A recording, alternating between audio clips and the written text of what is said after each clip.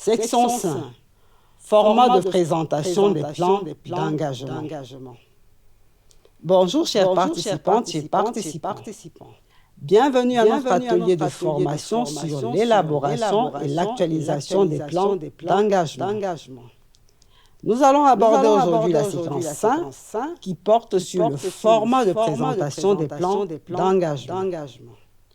Nous avons vu dans la séquence précédente qu'il existe deux grands types de plans d'engagement que sont les plans d'engagement sectoriels et les plans d'engagement consolidés. Chaque type de plan d'engagement respecte un format spécifique. Le plan d'engagement consolidé intermédiaire est hybride. Il a exactement le même format en ligne et en colonne que les plans d'engagement sectoriels, mais comme c'est un plan d'engagement consolidé, les chiffres qu'il contient représentent la somme de tous les plans d'engagement sectoriels. Une bonne compréhension des formats des plans d'engagement nécessite que la notion de grande masse et la notion de priorité soient définies au préalable. Qu'est-ce qu'une dépense de grande masse?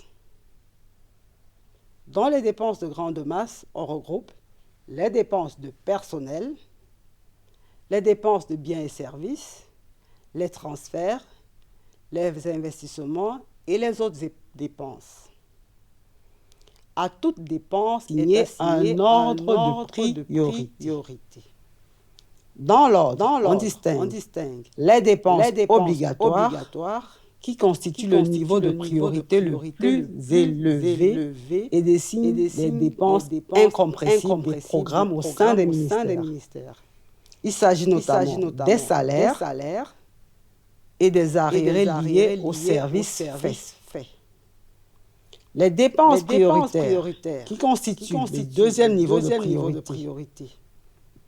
Il s'agit ici des dépenses qui contribuent à faire bouger significativement les indicateurs de performance assignés au ministère et qui participent à l'atteinte des objectifs des programmes du ministère. Les autres dépenses constituent le dernier niveau de priorité. Il s'agit notamment des dépenses qui ne sont ni obligatoires ni prioritaires. Le niveau de priorité d'une dépense est fixé par l'administration utilisatrice. Par exemple, la construction d'un bâtiment peut être classée obligatoire dans un contexte et simplement prioritaire dans un autre. Par contre, l'objet d'une dépense va déterminer la grande masse dans laquelle elle sera logée, quel que soit le contexte. Par exemple, le paiement d'une prime est une dépense de personnel, quelle que soit l'administration concernée. Nous commençons par décrire le plan d'engagement sectoriel au PES. Le PES se résume en un tableau présentant la programmation par grande masse de dépenses. Le PES comprend en colonne les natures de dépenses et les programmes, le montant des crédits votés, le montant des crédits disponibles, le chronogramme mensualisé des engagements et des liquidations ordonnancement et le total. En ligne, les différentes natures de dépenses classées par grande masse. À l'intérieur de chaque masse, les natures de dépenses sont classées par ordre de priorité. Par exemple, dans la grande masse de dépenses de biens et services, on retrouve dans l'ordre des natures de dépenses obligatoires, dépenses prioritaires, autres dépenses de biens et services.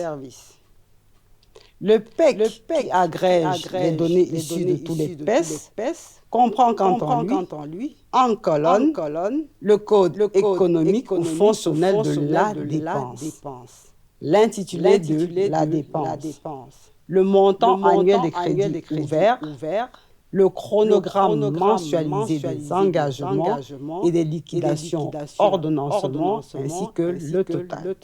En ligne, les natures des dépenses classées par ordre de priorité, à savoir dépenses obligatoires, dépenses prioritaires et autres dépenses.